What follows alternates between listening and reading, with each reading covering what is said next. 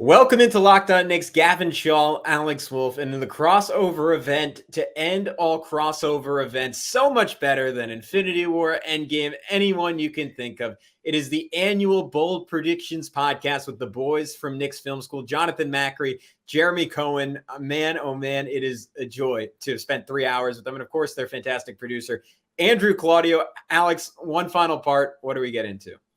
Well, we're talking about Macri's big prediction about the Knicks maybe trading for somebody. And then I've got a prediction about Obi Toppin. And if he could maybe put up some next level good numbers that are maybe a bit too big for my britches. I don't know. I guess we'll see. And then Gavin, you have a prediction that also is maybe a little too big for britches about the bench. You would have told me your lesson from last year. And how high they could get. Yeah. We learned no lessons this year. We're getting into it next on Locked On Knicks. You are Locked On Knicks, your daily New York Knicks podcast. Part of the Locked On Podcast Network. Your team every day.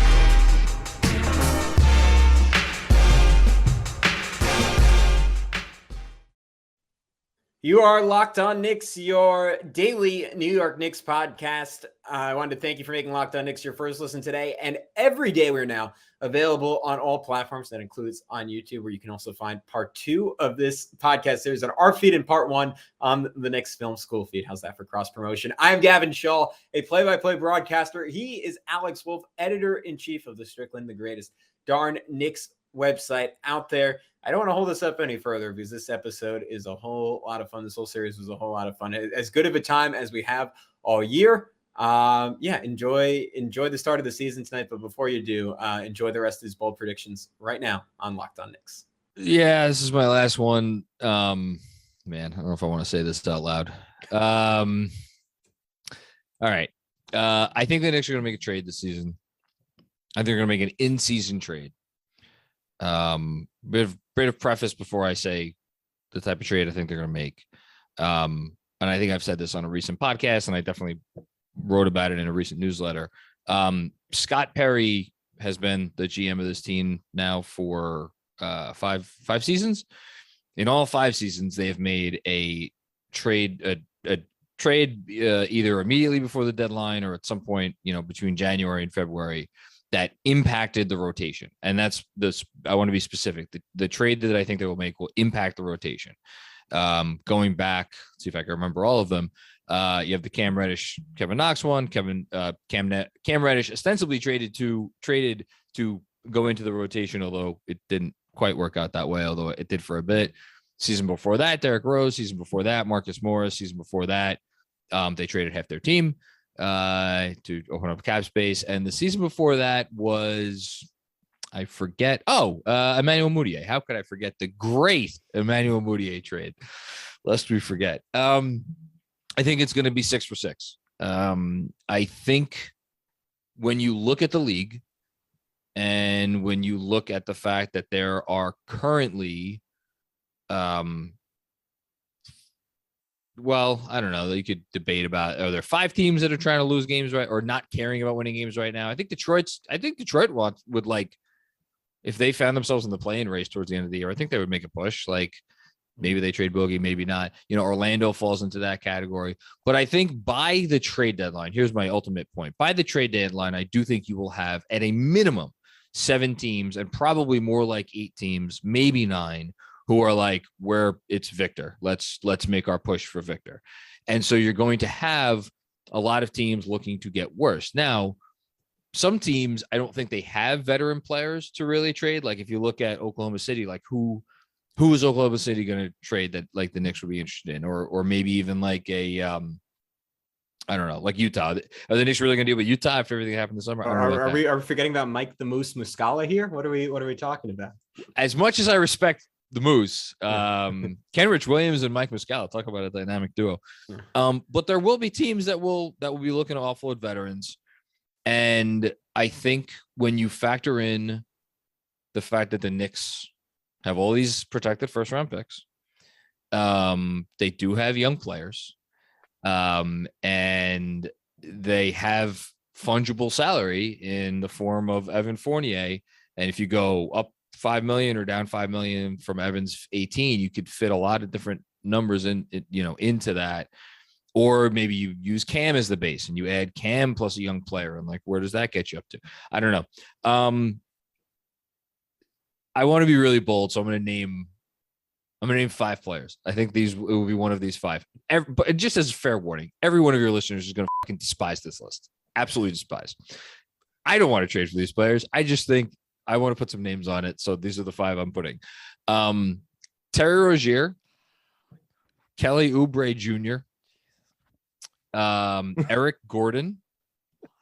Hold on, it's going to get even better. DeMar DeRozan. Wait, and I had one more. From some other shitty tanking team. I forget. I'll leave it at those 4. I like how you just called the Bulls a tanking team, which I don't think is that chaotic. No, the last one might be my favorite. Kyle Kuzma. One of those 5 players. I honestly wouldn't hate Kuzma, but yeah. I actually find Rozier to be very inoffensive compared to the rest of those guys. Am I the only one? I don't hate Kuzma's good. I don't know what the Kuzma hate is. Let's walk it back a bit. Let's go one by one. So we're starting with Terry Rozier, right? Sure. Mm-hmm. Who was the first name I thought of when I thought of making this prediction? Okay. First of all, in terms of, I see what you're saying with Scott Perry. I don't know if Scott Perry wields the amount of power that he did at the time for that trend to feel like it's continuing. I agree. So, but even still, I see where you're coming from. He's still in the position he's in for a reason. So let's roll with it. I don't know what role Terry fits in that makes sense for the Knicks specifically, which is that he's much more of a 2 guard than he is a 1. And we know the Knicks don't need a 1 anyway, so it's great. But it goes back to like what Tibbs likes, which is that 3-and-D type player, which is not Fournier, but Fournier is better off ball than Rozier is, in my opinion. My hot take with the Hornets is honestly more that the Bulls, if they don't strip it down because of Lonzo's injury, actually decide to ramp up if they can. And the Hornets look at LaMelo and they look at LiAngelo in the G League and they look at the Wembanyama situation and they try to trade for Lonzo because theoretically he's the perfect fit next to LaMelo. And how do you keep LaMelo happy? Keep all the Ball brothers in the Charlotte area. And they're cool with him not playing a single minute because they're tanking for Victor. So it's fine. But then do the Bulls want Rozier because he doesn't theoretically fit with what they're doing? But that aside, with just the Knicks, I think they're set. I don't think he's the type of player they have in mind. If they wanted a 2 guard that is more of a scoring focus, then I could understand it. I just don't think that's what they're looking for, but I'll turn it to Gavin or Alex. Yeah. I mean, Rozier's like a ridiculously talented shooter. And that kind of surprised me because he wasn't really that, if memory serves, with the Celtics. Like, I don't hate it as a talent play. I just don't really see the role there. If Grimes is your future at the 2 spot, and I think next to Jalen Brunson, he has to be, like, Rozier and Brunson are just, to me, totally unpalatable. That being said, where I think you're right, John, is like, I don't think it's crazy that this front office would look at him and be like, that's the in-season upgrade we need, because we've seen just some of the other names that they've thought of and targeted in the past. And I think we can go through it, but I think Jeremy brought it up. Karis LeVert, he brought it up. Yeah, exactly. That's exactly who I was thinking of. Like, they're in line with the type of guys they clearly value and target. And for me, sitting in my house 20 blocks away from MSG, like, I don't see that, but I think they could. Alex, what are you thinking on this one? The name that really annoys me, because it's my least favorite name on the list, but also the one that I think would be the most likely as far as there's been one theme throughout these 2 pods so far, which is risk averseness. Mm-hmm. Every time that the trade type stuff comes up with regard to the Knicks, we've been like, ultimately that's kind of what it comes down to, is they're risk averse. The guy who I think would command the lowest price tag that they could talk themselves into filling a need would be Oubre, I think, unfortunately. Oh, yeah. And I don't like Oubre. Like, I just I don't. Can I make the case for why they would make the case for Oubre? Yeah, they would say, I mean, they would want him to slot in behind RJ. He's an expiring contract. He doesn't make a lot of money. They could do Cam and probably something It would be like a Knox deal again. You know, it would be like Cam and crap for, you know, Oubre. And if you're and the thing I think for a lot of these players, DeRozan's in like a different category. I just threw him in because you never know.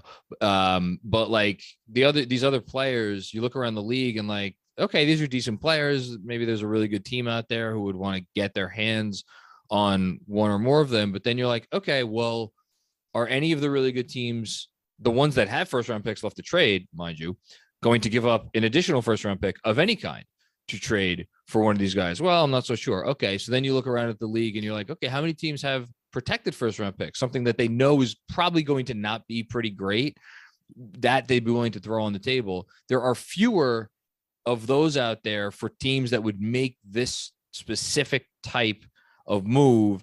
And if, again, fast forwarding to the trade deadline, I think it's reasonable that at least 3 or 4 of these guys could find themselves on the trade market. Okay, if the Knicks are like, we're the 9 seed or we're the 8th seed, we think we have a shot at the 7, or we think we have a shot at the 6. Let's throw a first and, you know, the salary. And I bet you it gets them a phone call at the very least. Yeah, and I will say too, if the Chicago scenario comes up and Chicago goes full nuclear and says, let's just blow this whole thing up, if DeRozan became available, I could absolutely see a world where the Knicks, if they saw an opportunity that presented itself where they could just give up like Fournier and like, I don't know, like Deuce or something, and like all those protected picks that they got for the 11th pick or something like that, or even a top 10 protected pick from this season, like the 2023 draft, their own or the Mavs one. Yeah.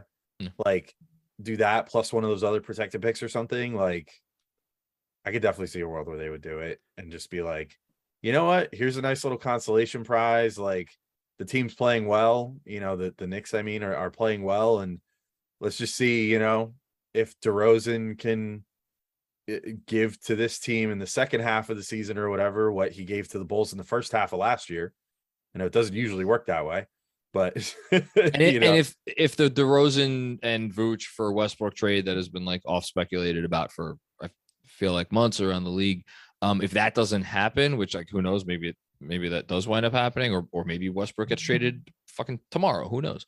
Who else has the salary that they're gonna dump to trade for DeRozan? I'm just saying there's like none of these in like the concept sounds crazy at first, but like you could talk yourself into all of these being a thing that at least gets discussed.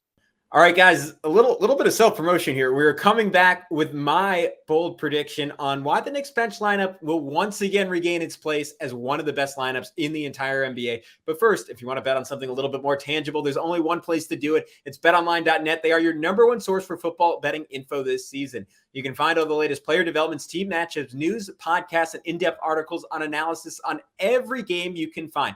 And as always, BetOnline remains your continued source for all your sports wagering information, with live betting and up-to-the-minute scores for every sport out there. It's the fastest and easiest way to check in all your favorite games and events, including MLB, MMA, boxing, golf. It's also the fastest and easiest way to check in on NBA over-unders. And I have some fantastic news for our fans. BetOnline does not believe in the New York Knicks. They have them at 38.5 wins for their over-under this season. Alex and I are in agreement that they're going to hit around 41 or 42. So you don't have to like that BetOnline doesn't love the Knicks, but you can love the money it makes you going against them. Take the over and go get yourself some cash. Head to betonline.net today or use your mobile device to learn more. BetOnline is where the game starts. That's all. Yeah. So when Wiggins was a possibility, I thought about like, oh, if you were to find a way to do like Fournier for Oubre and a minimum salary, that I get. It's more now I don't understand where Oubre comes into play, because even if, like, let's say you trade for Oubre, you know, like, what does it really get you? It doesn't get you a whole lot. And based on like with Cam and all these, I think that it behooves the Knicks to trade for future salary. And unless the Knicks want to extend Oubre, and let's face it, the Knicks had the opportunity to pay Oubre. He did not sign with Charlotte until a little bit later on in free agency, and they chose not to. And if they wanted to prioritize him, they could have. I think that they don't view him as a necessity. In fact, I think that they probably feel that unless they're getting off of Fournier's contract, and again, I'm not entirely sure why they're doing it if they don't care about cap space, because they're kind of at neutral in that case, especially depending on Rose. It's not something I foresee. DeRozan, the reason I'd be surprised about is because he's what, 34?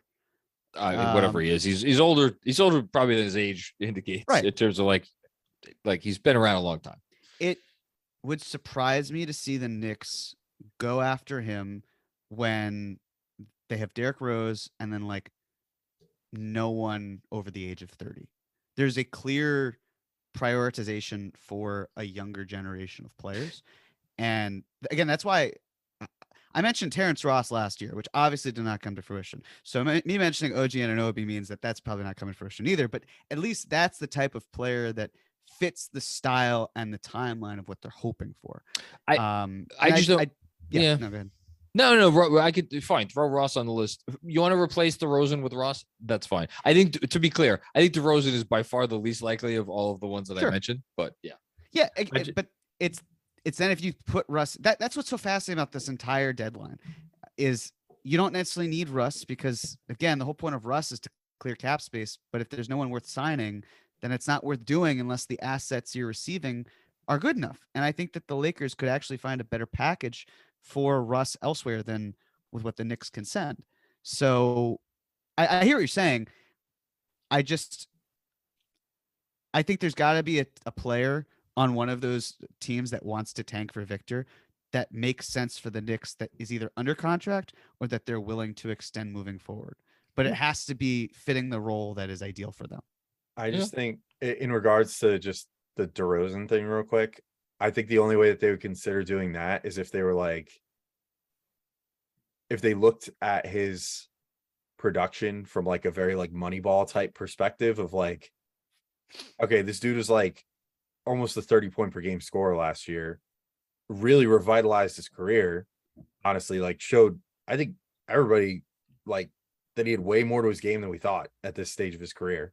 And kind of, it was an old dog that learned new tricks, basically. I think if they look at that situation, they say we could do this for a super low cost.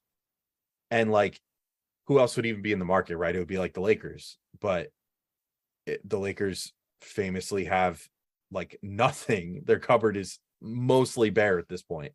They have a giant expiring salary and 2 first-round picks that are well in the future. So which is appealing in its own right. But I don't know. I think that would be the only way that they would entertain something like that, is even if a guy like a DeRozan doesn't fit the age timeline, if they looked at it and let's say that the Knicks are like 6 games over 500 or something, around that like late January time frame or whatever, and they look at it and say like, well, look what happened a couple of years ago when we added a vet and added like an extra spark to a team that was already playing pretty decent. We wound up getting the 4 seed. So maybe just if it's a low cost, but that was such a perfect trade.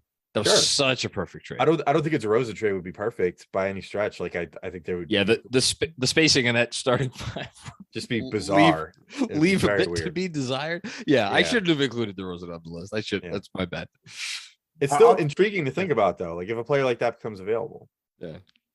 Maybe this isn't in line with exactly what you were thinking, because I think this premise is almost contingent on Julius playing well and them being very much in the playoff mix. But if they're not thrilled with Julius for whatever reason, like a Julius for Kuzma swap, I think is pretty interesting, where Kuzma is just a different type of player in that he's at least puts out more effort defensively, 34% 3-point shooting on pretty decent volume. So not dramatically better than Julius, but I think he gets a little bit more respect, and he just gives you more lineup flexibility, where you could put him into bench units and play him with Obi. You could put him into the starting lineup and play him at power forward. Only has 1 more year on his contract after this one, so that's kind of a nice bonus.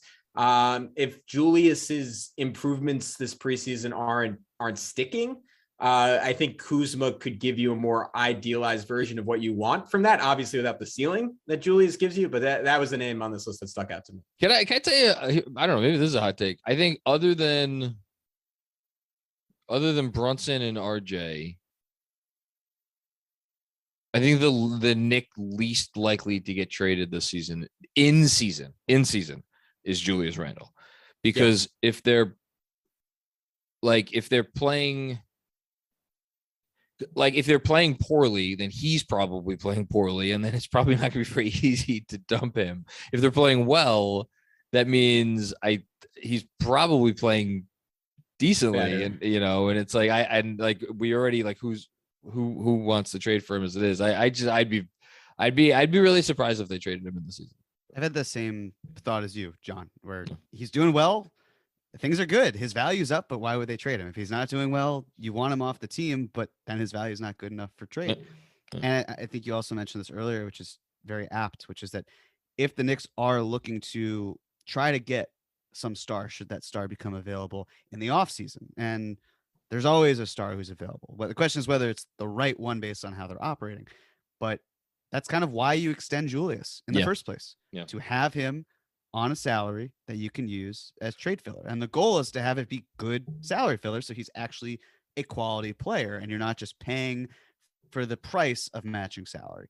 And by harnessing him in this role, you're able to better market him and show, what he was before this past season, not who he was supposed to be. And that was partially on us for not getting the right players, because he probably felt the need to overcompensate for our inability to bring in a point guard. And so we had to better support him, and we didn't do that. And now we have, and he's a better fit based on where he's at. And that's the part. I mean, I hate to say this, but you could also make a similar argument, not similar, but an argument in terms of RJ being a guy where it's, look, we just saw RJ Barrett being on the table for Donovan Mitchell. And the poison pill restriction that comes with his contract that he signed, it expires on July 1st. And if the Knicks are looking for a player who is vastly superior to RJ Barrett after July 1st, the money makes a lot more sense. So obviously a lot is up in the air, but at least with Randle, I agree. I don't think there's a likelihood he's traded in season. It feels more like an out of season deal. Yes, all right. Completely agree. I'll keep it moving. My final bold prediction is all about the bench unit, and somewhat in contrast to one that John had on the Knicks Film School side of thing. It is that the Knicks have a lineup that ranks, I wrote out top 8 here. I'll push it up to top 6 to make it a little bit more bold. In net rating, out of 5-man groups that play at least 100 minutes over the course of the year. I initially had it at 200 minutes, and then I did a little research and realized very few lineups play 200 minutes over the course of the season. So I'm describing the bench unit. I think they have a chance to be absolutely dominant this year. I already mentioned on the Knicks Film School side of things, but there is a pretty good precedent here where the lineup in 2021 of Rose, IQ, Alec Burks, Obi Toppin, and Taj Gibson finished 5th in the league in terms of lineups that played at least 250 possessions together. I can only find the metrics for some reason cleaning the glass hose in terms of possessions instead of minutes, but they finished with a 17.5 net rating. And though the competition will be better this year, I see a more idealized version of that lineup where you have Quickly and Obi 2 years further along, and I think having rounded out some of the parts of their game that were a little bit weak as rookies, I think IQ in particular is very well equipped to attack the rotations that Derrick Rose creates with the gravity he brings to the table on drives in a way that he just wasn't as a rookie in terms of his aggressiveness. Like we saw this in the Pistons game where he went right into the body of Jalen Duren and seeking out contact and generating fouls. He's 98th percentile in the league amongst guards and drawing fouls post All-Star break this year. Obi Toppin will get to operate as a roller for the first time in his career with Isaiah, or at least consistently for the first time in his career with Isaiah Hartenstein, spacing out to 3. And whether it's Quentin Grimes or Evan Fournier, depending on who's right between me and Alex on our prediction, I think either one will bring a lot. Grimes, I already went into why I think he's so great. I think Evan, if he's playing with the bench significant minutes, he is grossly overqualified for that role. And the interesting wrinkle here is if we get a little bit of what we saw in the preseason and we get larger minutes with RJ Barrett playing with that bench lineup, enough that they hit that 150-minute mark, the danger there is maybe they'll go against more starting units, but I think that lineup could blow the doors off of people. There are a couple of important variables here. Hartenstein's shot has to be real. He has to continue the defense he played in LA, and at least in the preseason, I'll leave it to you guys to expand on this, but I thought he looked a little bit shaky at points in the Knicks scheme, and there's still work to be done there, but the metrics on him with the Clippers, at least at the rim, were really spectacular a year ago. And then the single biggest thing is that Derrick Rose is healthy and pretty much the same guy he was 2 years ago, which is what makes this a bold prediction, because that's by no means a sure thing. But Alex, I'll toss that to you first. What are your thoughts on that one? Wait, a real quick clarifying go question. ahead. You said 100 or 150? 150. Okay. Yeah, I don't know. Yeah, it's definitely bold. Yeah. I mean, I count me among, like, I'm not super sold on Hartenstein so far. Like, I'm sold on the idea of Hartenstein, but I think it's going to take potentially like at least a quarter of the season for him to really like get his bearings and like play at the level that he needs to play at for that lineup to be like one of the top ones in the entire NBA. What was the like qualifier again? Yeah, Or so the- 150 minutes and top 6 in net rating. Yeah, I mean, he's going to be a huge part of that because obviously net rating goes both ways. I'm just so far, and this is I feel like I've just beat this dead horse beyond all oblivion at this point. It's ground beef horse at this point. But like Glue. it's glue. It's glue. But like his foul rate concerns the heck out of me. Like I don't think that he's going to be able to like contain himself enough to really like make that sort of impact, I guess, and be that player that can anchor a unit that would rank that highly. That said, like we also gushed about all of his advanced stats when they signed him, and we're like, oh my God, this guy must be a god among men. Like, he's ridiculous. He's so good. But he's the big X factor to me. Obviously, we know what the Knicks have in Obi. We know what they have in Grimes. We know what they have in Quickly. Quickly, I'll say the other caveat for him too is he needs to start strong and continue strong and not have a colossal cold spell at any point. But Rose too, yeah, definitely a huge part of how far that lineup can go. So yeah, I don't know. I think it's definitely bold. I think the bench is going to have some aggression, and mostly it's going to have to do with the fact that like Hartenstein, if I'm not mistaken, the Clippers like switch everything, don't they? Isn't that generally their MO? Yes. Right. Yeah, and he struggled at times doing that a little. Like he was so good at the rim, but where he was weak was doing that. Right, but he's also definitely struggling with drop coverage so far too, in this limited amount of time with the Knicks. Like he is not like he's being located to a spot that's like where you would put Mitchell Robinson, except for Mitch has that like supernatural ability to go from like 6 feet away from a guy to blocking his shot at the perimeter, and Hartenstein does not have that. And so they're going to need to like kind of scheme for him in like a weird hybrid way that's different than how it's been for Mitch or Noel, but also different than how it was for like Taj Gibson. And that's just going to take time, and I'm sure that he'll find his footing at some point, but I think that he's the weak link in that chain to me, because we already know what all the rest of the guys can do. But Jeremy, I'll throw it to you. What are you thinking about all that?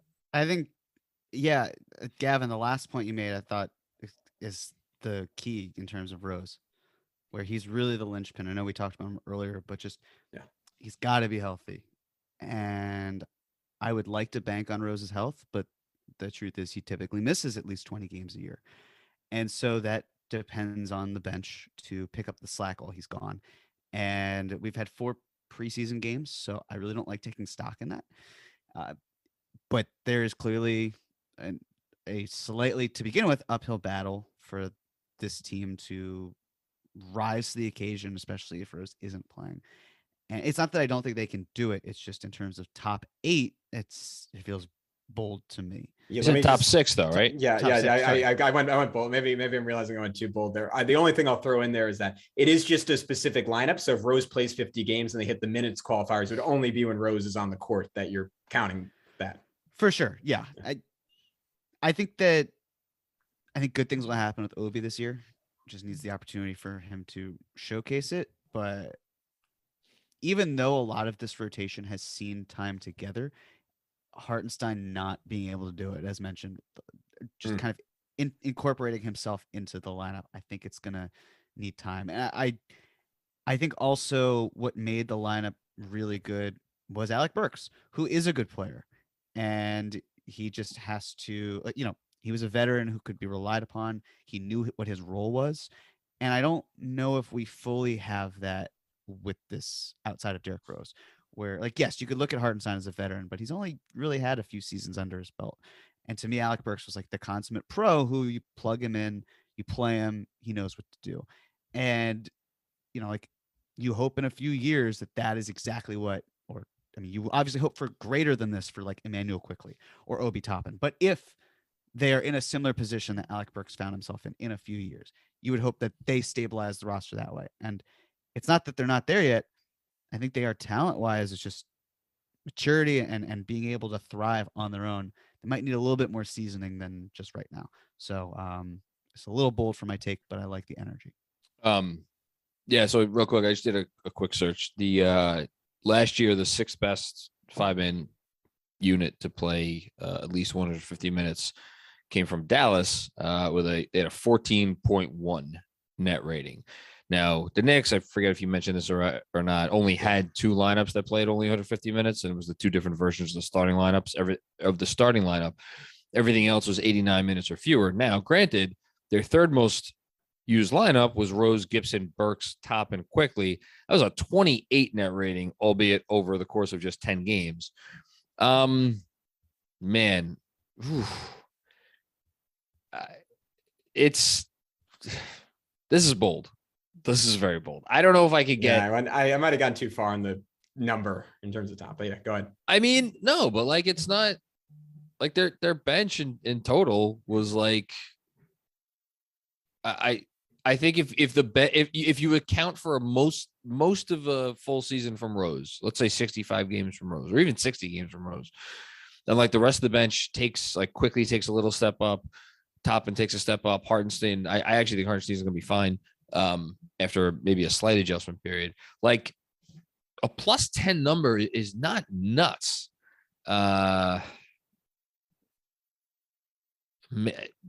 But are they going to play 150 minutes together? That's another one. It's like, you get a lot of mixing and matching, and you don't know. I like it though. Yeah, it's contingent on the changes Tibbs has shown this preseason in terms of more of a willingness to vary bench lineups and not do straight line changes. That has to go away. He has to go back. But you know what? The guy's a creature of habits. I'm not ruling it out. Yeah. All right. Well, I think we've made it to the final one. I get to close this out this year. Do it. Last bold prediction. Mine reads, I said something on your pod about something reading about odds on Brunson to win most improved. And I was like, I don't know if I can say this on your pod. I'll say here, this reads like a BetOnline prop bet that you could place, the official betting sponsor of Locked On Knicks. But my prediction, and this is sort of similar to yours last year, John. So maybe I'm trying to grab a little bit of that, the lightning in a bottle that you and Jeremy had last year. But I think Obi will average over 25 points per 36, but very frustratingly, average less than 20 minutes per game. How are you feeling about that? I don't think under 20 minutes a game is crazy. For me, if I was to put the betting line, if I was a Vegas line maker and I was to put the bet, like what would I make the betting line for Obi Toppin minutes this season? Which you have to account for all possibilities. An injury to Randall, Randall gets traded, whatever. I would probably set it at 19.5. 25 per 36. That is 25 points per 36. How many guys do you think averaged 25 points per 36 minutes in the league last season? I could probably find it pretty quick if you just keep stalling. I got it up right now. You pulled it up already? Okay. Yeah. You came prepared. Yeah, the thing is, how many do I think? I can't filter out because NBA stats for some reason has like changed their site. I can't filter out the guys who have played just like no games, but just from a quick glance, I could give you the number. You want to give me a guess? Let's just say guys who played at least double-digit games. How many? I'll say 40. Who, hold on. One at a time. Gavin, what'd you say? I said 40. Okay. Alex, what do you think? I'll go lower. I'll say like No, you know what? Maybe it is more like 40. I'll say 42. Just to be a jerk. It is. I'm gonna say 25. By the way. You're all high. It's 22. Wow. And that includes that includes guys like Marcus Howard. That includes wasn't he a Knick? No, he wasn't. I'm thinking Miles Powell. Never mind. That includes Boban. Yeah. So really, if we take those two guys out of it, and we just go with the guys who are the guys that you would really expect to be on such a list, it's 20 names. The last one of which is one Kristaps Porzingis, by the way. So yeah, it's hard. It's hard to average 25 for 36. I don't know if I get to 25. That's a lot. Jeremy, it's tough for sure. I think what might be, I think that this is kind of what Prez has been on in terms of the per 100 possessions, where Obi was at 26.4 points per 100 possessions. He thinks that Obi can get to above 30, and there's not a lot of people on that list. It's a much more condensed list. It just comes down to the threes. I buy what Prez is saying with that, and I don't think you're too far off, but I think the minutes restriction is kind of how the per 36 is going to be impacted. I don't think it's, I think half of it's bold. I think the minutes part isn't that bold. I think being able to create that much offensive power within those minutes makes it bolder. But I don't think you're crazy. I think it's bold. Yeah, that's where you want to be. That's the line. Well, yeah, exactly. You know, the reason I think it's tough is because unlike a guy like, like a Jordan Clarkson or like Lou Williams back in the day, or Jamal Crawford before Lou Williams, like those like guys like that, or even in a weird, different kind of way, Montrezl Harrell, like those guys, you couldn't stop them from shooting. Like the guards obviously generated their own offense, and Trez was just like such an energy guy that he would like get a lot of opportunity, whether it's offensive rebounds or whatever. Like he would get a lot of opportunities. Like you couldn't really contain those guys. Obi, if teams game plan to prevent his, leak outs in transition and his lob dunks, like he's probably not going to score unless it's on catch and shoot threes. For that reason, I think it makes it tough. Yeah, I think the 3-point rate has to go up for this to happen. And I think his efficiency should certainly go up from 3. And we literally saw the Knicks design an out of bounds play for him to get a 3. And he had that one game against the Pacers where he looked spectacular shooting. The footwork was great. He hit one from 3-4 feet behind the line. And then there were still moments where he was like risking like Clyde's like health with some of his shots. So there's still a lot of variance there. And I can't say I'm fully confident in the shot being super consistent. I do think the point in your favor of him being closer to Dayton, Obi Toppin is kind of what I was saying. If Hartenstein is enough of a threat that he just gets respect spacing out to the wing, you get to use Obi in pick and rolls with Derrick Rose with the spread floor. And I think that could be deadly. And I think he could really pile up points doing that. Ultimately, where I go against it happening is I just think you have 4 quality scoring threats with the bench, which a lot of teams don't have in the league. And I don't think he gets enough total shots. Yeah. That's it. Yeah. That's all fair.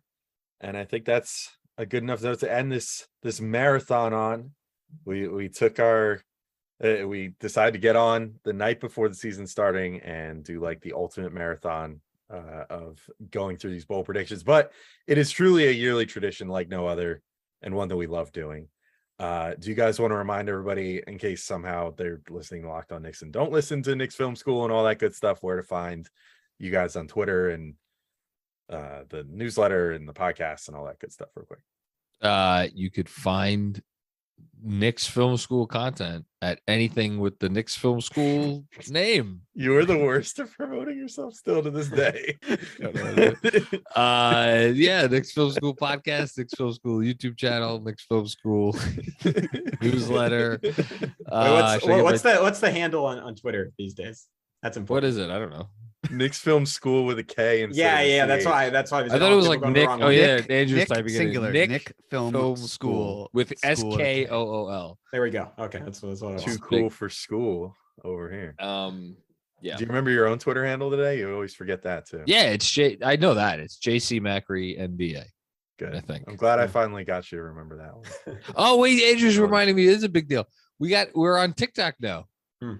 Are you doing TikTok dances? Yeah, big part of strategy this year? I filmed the thing for TikTok, which I'm not sure if it's on TikTok because I still don't have the app. But when I get the app, you could bet I'm gonna go visit Knicks Film School's TikTok page. Do we have the other pages on TikTok? Their accounts. Accounts? Yeah. Whatever.